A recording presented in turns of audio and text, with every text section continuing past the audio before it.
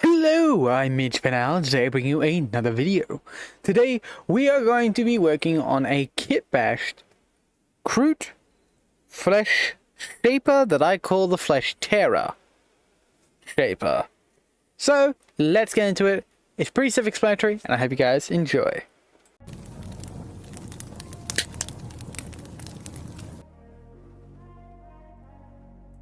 Starting this kit bash, I grabbed the kroot flesh tearer. I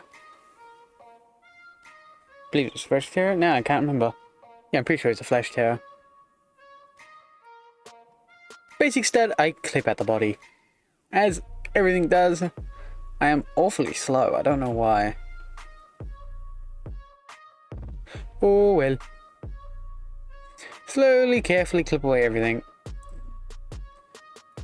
My plan is to replace his weapons with... Well, I'd say replace his weapons. Replace mainly his cleaver with another sort, with like this machete here from the Rampager Rider, Kroot Rampager Captain or Sergeant, I think, one of them. For that, I'm gonna also change out his head. I'm gonna modify his head in a way that I like the look of. As currently it's like, he's got his like tongue sticking out and everything. It's like, I'm not a big fan of it, in a personal opinion. So we're gonna fix that. The best part of this hobby is that you can do whatever the hell you like, pretty much. It's part of the best parts. Part of the best parts? It is one of the best parts. That's it. I drill out the handle for this so I can pin the blade. Now I was very careful with this because that blade is very thin, so is that handle, so be very careful with how you do it. I use my X-Acto blade tip to sort of start the drilling and get myself a centered hole, then adjust it slightly with the drill and then continuing try my best to keep it as straight as possible. You don't need to drill that much, you just need to drill it enough. Then using a paper clip, I clip a little bit off and then I use that to start it. I do accidentally give the model some of a blood sacrifice because I accidentally poked myself with the sharp end of the paperclip. So I would recommend doing this if you're a kid. Don't do this without a parent, or if you're an adult, try not to poke yourself with a damn paperclip needle thing. I don't know. It's a paperclip, don't do it. It's not exactly great. I do try my best to adjust that blade so it does fit in there pretty nicely. I mean, if you're not looking too hard, it looks perfectly fine to me. So I hit it with some plastic glue and I was happy there. Now, taking the literal jaw of this kroot off, because it's going to be the jaw I use, I slowly start trimming my way around using a another, I believe, actually I'm pretty sure this is a completely different, it's part of the Kroot Carnivores, another Kroot Carnivore. I believe it's that, or it's, no, that's not a Kroot Carnivore. Which one's you?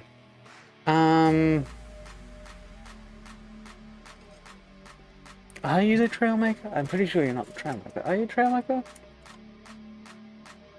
Using the Kroot Trail Shaper's head, I slowly carve away until I can add in the jaw. I do many comparisons with them just to get them to match up good enough. Now, perfection is not exactly needed. It's just like you gotta be semi-precise. I get them close enough and I use the wonderful powers of chemically fusing it together to sort of fix up the rest. Making sure everything lines up correctly. And then voila, we get our kroot flesh tearer. Flesh tearer? I swear he's a flesh tearer. Flesh tearer shaper. Or flesh shaper.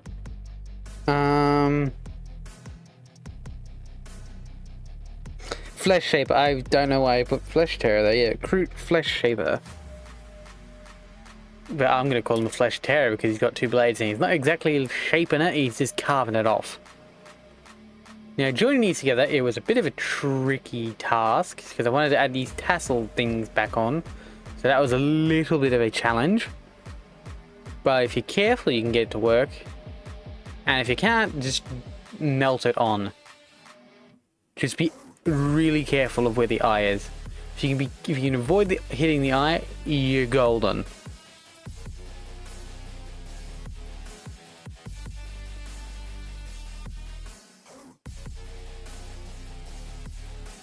This second one was a bit of a pain. I believe it's because the mouth may be slightly to the side, but that's fine for me. I'm not too worried.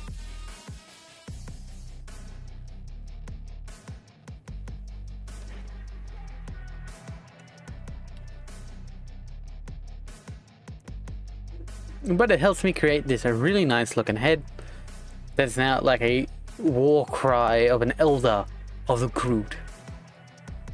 This will be a green kroot because he's going to be part of the ground troops, along with the kroot trail shaper. They will both be ground troopers to command squads. The only difference is this one will be commanding carnivores. I'm only going to do, I think, maybe one, maybe two squads of carnivores. And then the flesh shaper will be used as my beast master. I'm just going to get like 3 boxes of kroot hounds and just go 30 kroot hounds.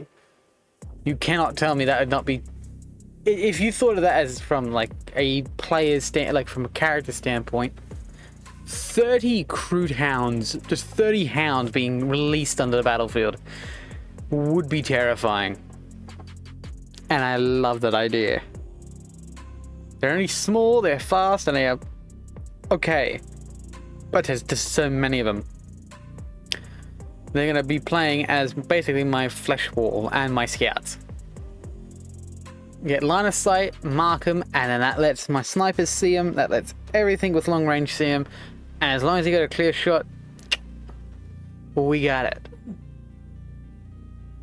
I start assembling the body as instructed. The only difference is now with the new sword, new extra sword, it just looks nice. I add this pistol to his wrist, to his hip.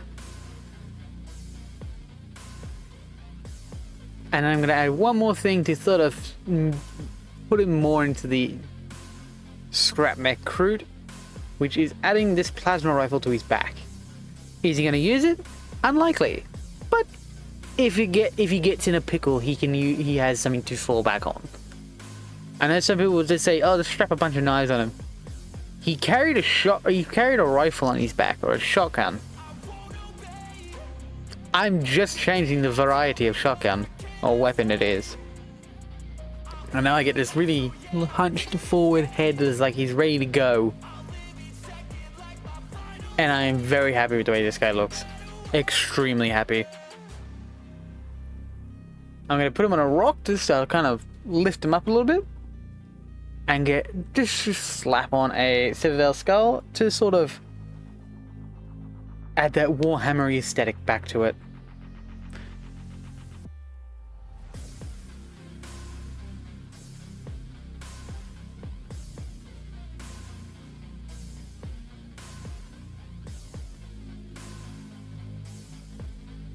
Now, forgetting this mat is plastic, it kind of just started to settle in together, so it just stuck. Got him on the base, got him happy, got him sort of situated where I wanted it, glued it down properly this time, and then attached the shaper on top of it.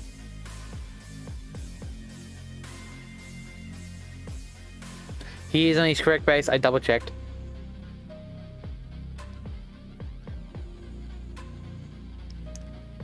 Now, grabbing these very brand new, I just got them like 2 days ago, which I've been trying to get my hands on for a while.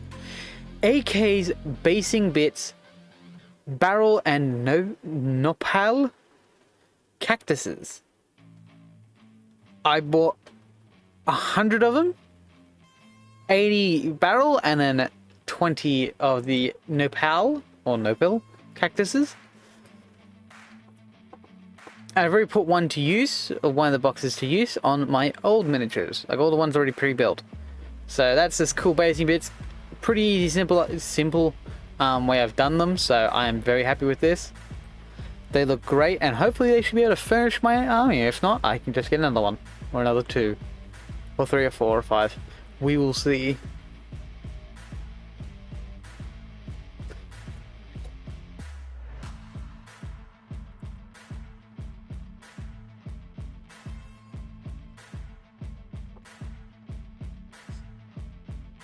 Just adding some texture paste and then super glue to put in the cactus. Would recommend not putting in the cactus now. You should paint it separately and then glue it on later. Priming it all black, I start going at the cactus with Army Painter Army Green as the base coat, and then we're going to highlight it up to a very vibrant green, similar to how Eons of Battle does it. Only difference is he does it a lot better than I do, so that's just how it be. He's like 20 years of experience better than me, but Army Painter Goblin Green. I use this as a drastic highlight to boost up that saturation quite quickly. And then we'll hit it with the final highlight, which is going to boost it up to that area I really want it to be.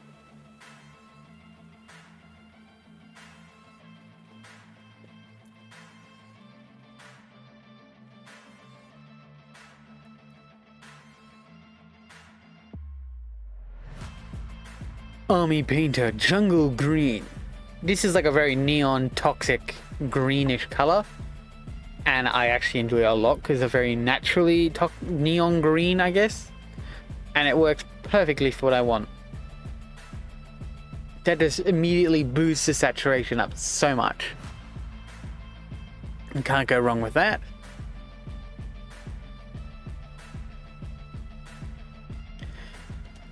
Model Air Dark Earth. I use this for the base coating of the sand. I have it extra watery so it dries out a little faster, but actually, and it will spread out a little bit better. It's the beginning of greatness in my book. I also hit the quills because that's how I do all my quills.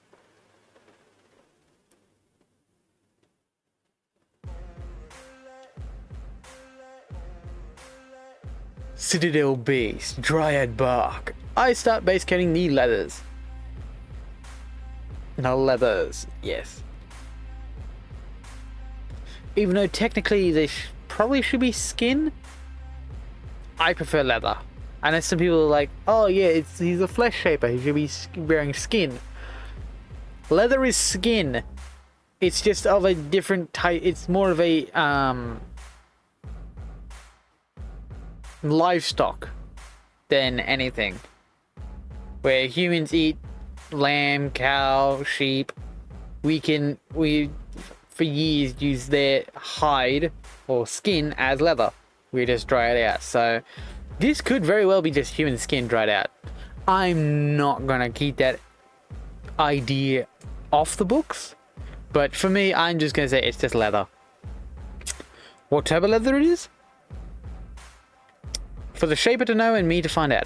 Army Painter Crushed Sword, Dragon Red and Warlock Purple. Mixed into this very vibrant pinkish red and just dropped on the flower on the top.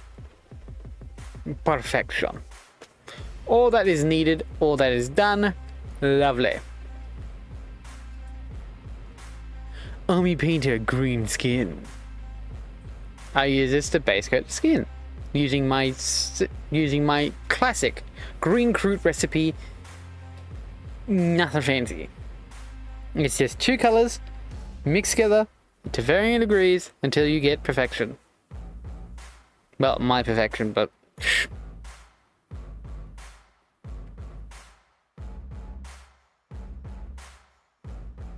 I actually like having this more vibrant green. Army Painted Green Skin and Scaly Hide.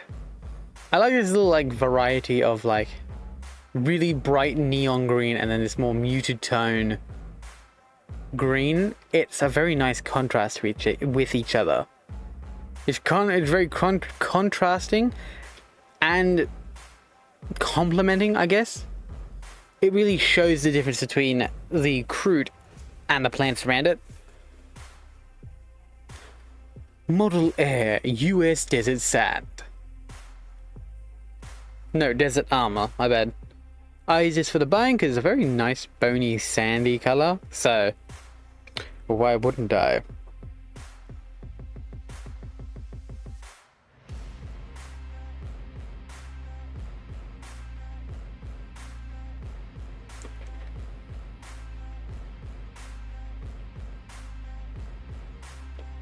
Model Air US Yellow Desert. I just lather this all over the base. This has been watered down, so it's more of a tinting color, like a contrast, and so it should, well, it will lighten up, sort of desaturate itself, and then show what's underneath with a lot of character, and that's perfect for what I need. Model Air Ivory. I use this to highlight the skull and start working on the beak and the mouth area of the kroot.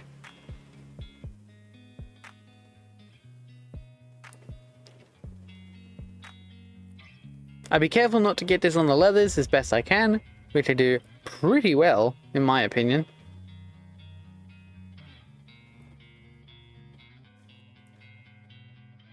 And yeah, just use it to highlight the skull. Nothing fancy. Army Painter Scaly Hide. I use this as the final highlight for the skin. Try my best to keep it in the just upper raised areas, and it's just watered down enough so it's more of like a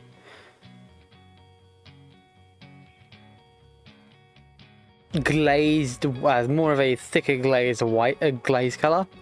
So it works out really nicely, and it works pretty exactly the way I want it. Pretty much the way I want it. There we go. Citadel Base Dryad Bark Army Painter Leather Brown. I use this to start segregating the leathers and seeing what leather goes where and what type of leather they used. As let's be honest, this guy is not using just one type of leather. Ain't happening.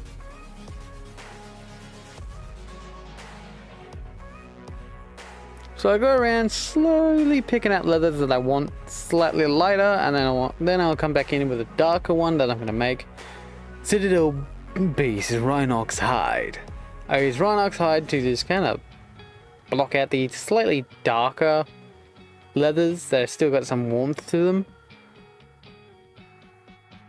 So it shows varying age of leather, I believe. And looks really nice, messy, and like very put together, like scrapped together, I mean. And I like that look a lot. Army Painter Deep Blue, Matte Black, and Ash Gray. Mixed into a wash to add this like nice bluish contrast. And I just put this all over the blades. It's sort of like a deep recessed shade.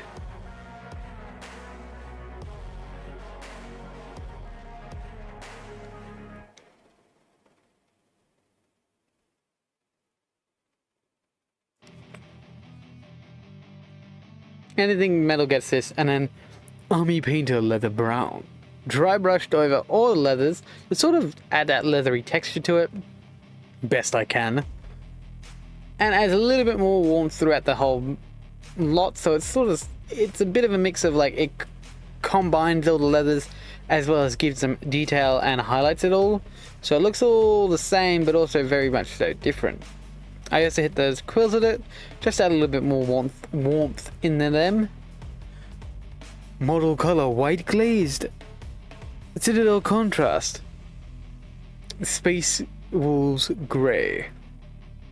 I use this to make a cold white to just sort of base coat the rifle. And then I'll come in with a slightly warmer tone white. I just hit the bones of this. Yes, those are kind of like semi-fresh bones. And then the eyes. Nothing crazy, it's just been sort of spot used. Army Painter Monster Brown. I use this to sort of highlight all the stitches and like edges of the leathers, because it is my lightest brown.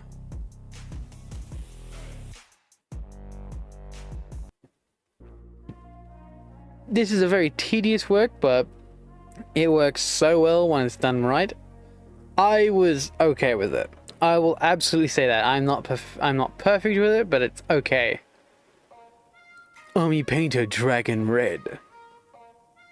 Using this, I touch the inside of his mouth to sort of brighten up his tongue.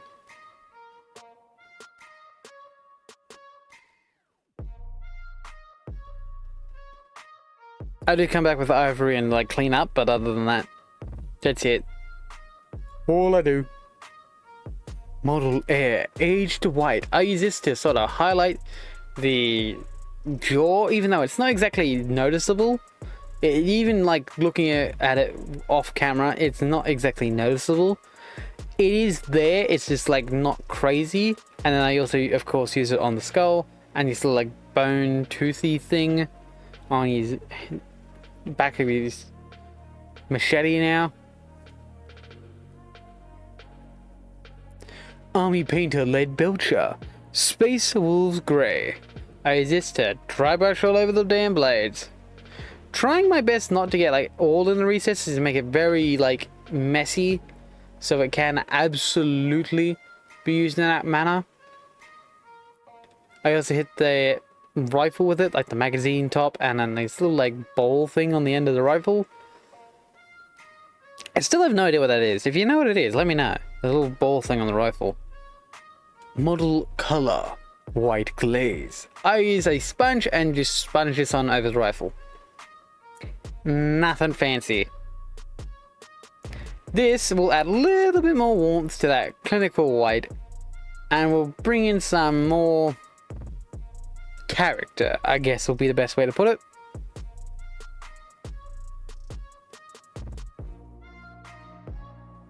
It adds some wear, it adds some tear to it. It's like it's not as brand new. Citadel Base Greenite Steel. I use this to sort of scratchily build up the blade, like a sharpened blade. Because most blades, you don't, when you sharpen them, tend to get like that nice cleaner steel, or well, whatever the metal is, look. Because it has been grinded back to the pure metal, so I thought that's the best way to put it with this. Army Painter Dry Rust. I use this very like sparingly in like the recesses of the metal bits, which is not much, and then on the like on the machete, but it's got like no details to it, so it's like The like hook blade for the kroot is got like a nice little nicks and things in it, so it works out really well. And I put a little bit on the right on the gun, this little pistol. Other than that, it works perfectly well. Game color Moon Yellow. I do flood the recesses of where the eyes are on this, stupidly so, because it isn't totally just eye, and then I make a mess. So I try my best to clean it up. Which is just my thumb. And that worked out pretty well. I mean, it's not perfect, but it worked out pretty well.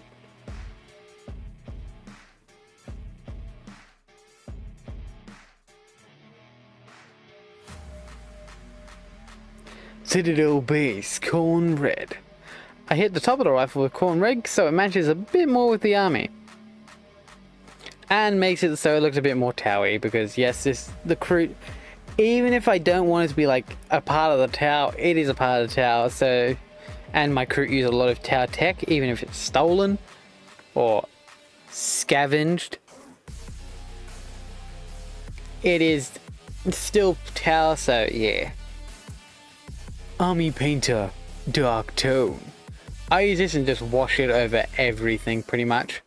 Except for the skin, I use a different one. I use a green wash for that. Which I don't think I recorded, I don't think. I can't remember now. I recorded this, like, did all the editing for this, for the voiceover, like a week ago. So I'm just coming in now to finish this off. I've been busy. Final results.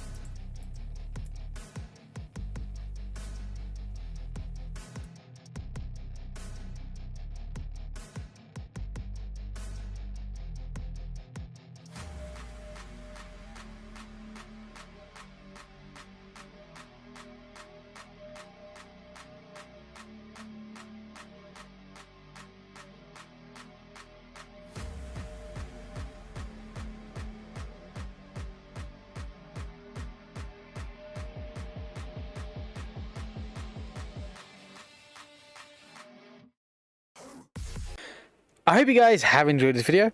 I know it's a bit more of a not so kitbash intense one I've done, but I'm very happy with it. I hope you guys have enjoyed it, and I hope to see you guys in the next one. If you did enjoy this, please consider liking, subscribing, and hitting the notification bell so you never miss another video. And check out my Discord down below. And thank you all for watching, and I'll see you guys in the next one. Goodbye!